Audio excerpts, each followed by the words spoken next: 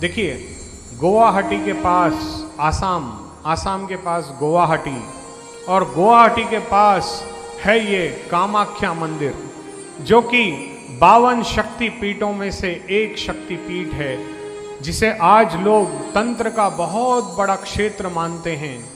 आज भी ऐसी ऐसी सिद्धियां, ऐसे अलौकिक दिव्य शक्ति, ऐसे दिव्य संत वहाँ विद्यमान हैं, जो माँ कामाख्या की आराधना में, तपस्या में अपने आप को समर्पित कर चुके हैं। और उसी माँ कामाख्या की परम आराधिका माँ कामकंटकटा, जिसे हम मौरवी देवी भी कहते हैं, वो बहुत बड़ी भक्त थी माँ कामाख्या की।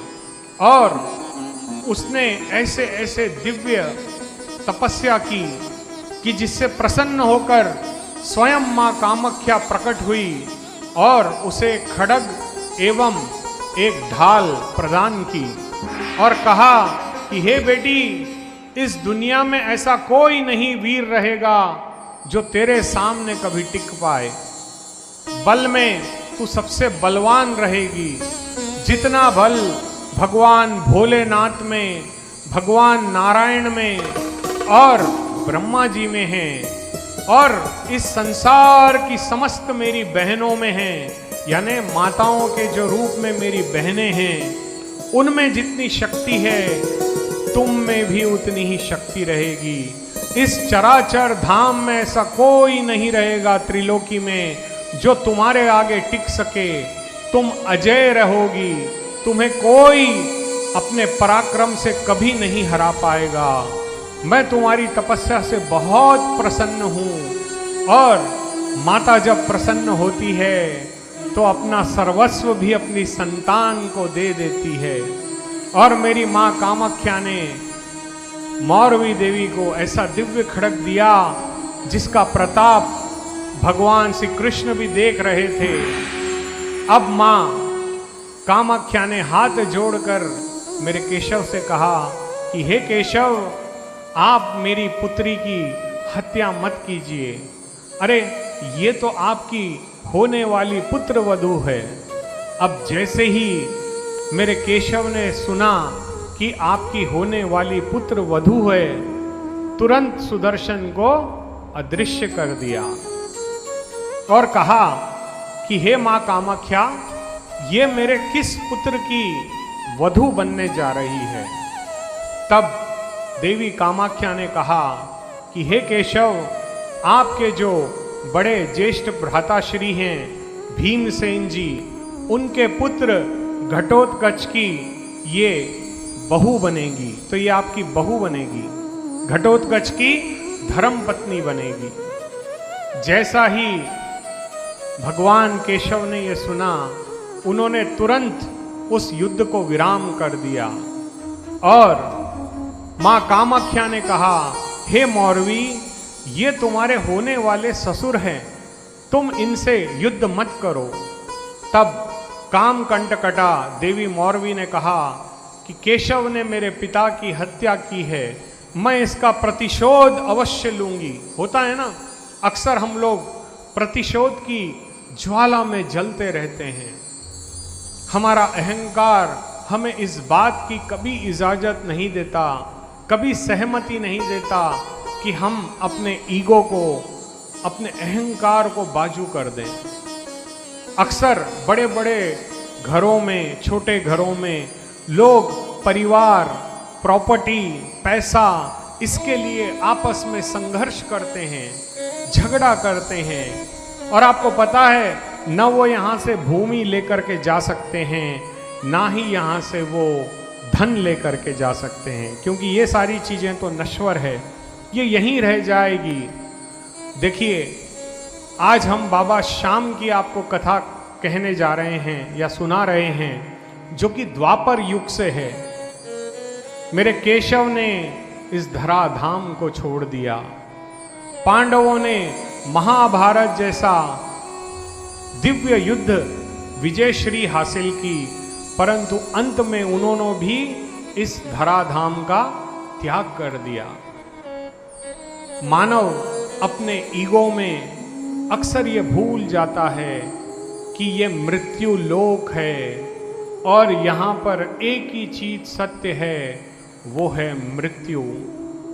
हम लोगों से वैर बांध लेते हैं। अक्सर देखा जाता है कि लोगों में मन मुटाव हो जाता है। हम लोगों से ऐसी अपेक्षा रखते हैं कि सामने वाला हमारी सुने, परंतु हम किसी की ना सुने। और यही हमारी सबसे बड़ी भूल होती है कि हम अक्सर अपने आप को प्रसन्न करने के चक्कर में दूसरे को दुखी कर देते हैं, दूसरों को ऐसे अपशब्द कह देते हैं जो हमें कहना नहीं चाहिए। और इसी की वजह से आज परिवार टूट रहे हैं, हम बिखर रहे हैं। पहले जब कभी गर्मियों की छुट्टी आती तो हम नाना नानी के घर जाते, मौसियों के बच्चे, मामा के बच्चे, परिवार में जैसे एक कोलाहल का माहौल हो जाता। आज कितने दुर्भाग्य की बात है कि हमारे परिवार छोटे होते जा रहे हैं। अब वो समय आ गया है कि सनातनियों को ये सोचना है कि ये सारे रिश्ते नाते समाप्त हो रहे हैं। आज हमारे परिवार में हम दो हमारे दो के चक्कर में हम पड़ गए। आज बच्चों के पास मौसी नहीं है, कई बच्चों को तो मामा नहीं है, कई लोगों के घर चाचा नहीं होते, चाची नहीं होती, ताऊ जी नहीं होते, ताई जी नहीं होती। कितने बड़े दुर्भाग्य की बात है कि सत्य सनातन हिंदू धर्म में जहां इतने रिश्ते नाते थे, आज हम उन सब रिश्तेदारों को छोड़ रहे हैं, हम उनका साथ नहीं दे रहे। देखिए, धन से साथ देना आवश्यक नहीं है, हम मन और तन से भी साथ दे सकते हैं। परंतु हाय रे कलयुग, इस कलयुग में हमसे हमारे परमात्मा भी छिन गए, हमारे बाबा श्याम भी छिन गए, हमारी भक्ति भी लुप्त हो गई, हमारे परिवार भी लुप्त हो रहे हैं। हम केवल पैसे के पीछे परेशान हैं, पैसे के लिए ही जी रहे हैं और पैसों से ही रिश्तों को तौल रहे हैं। आज एक जिसके पास काफ़ी धन होता है तो वो धनवान से ही दोस्ती करना चाहता है, किसी गरीब रिश्तेदार को लोग अपने घर तक नहीं बुलाते। और पुराने युग में लोग एक दूसरे का सम्मान करते थे, एक दूसरे के मान सम्मान के लिए अपने प्राण तक दे देते थे। आज इन कथाओं से, बाबा श्याम की इस दिव्य कथा से हमें ये प्रेरणा लेनी चाहिए कि कैसे उनके पिता ने भी, अगर घटोत्कच ने भी अपने प्राण नहीं दिए होते तो शायद अर्जुन जीवित ना होते। इन पिता पुत्र ने, घटोत्कच भी इतने महान थे, इतने बड़े योद्धा थे कि उन्होंने अपने प्राण की आहुति दे करके अपने चाचा अर्जुन के प्राण बचाए। अगर वीर घटोत्कच नहीं होते तो अर्जुन भी जीवित नहीं होते और मेरे केशव का वो संकल्प पूरा नहीं होता। उस धर्म युद्ध क्षेत्र में वो पांडवों को जीत नहीं दिला पाते।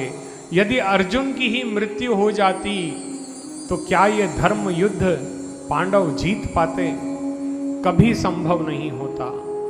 तो ये जो दिव्य कथा है, इनमें ऐसे ऐसे शूर वीरों ने अपने प्राणों की आहुति दे करके पांडवों को विजय श्री दिलाई है।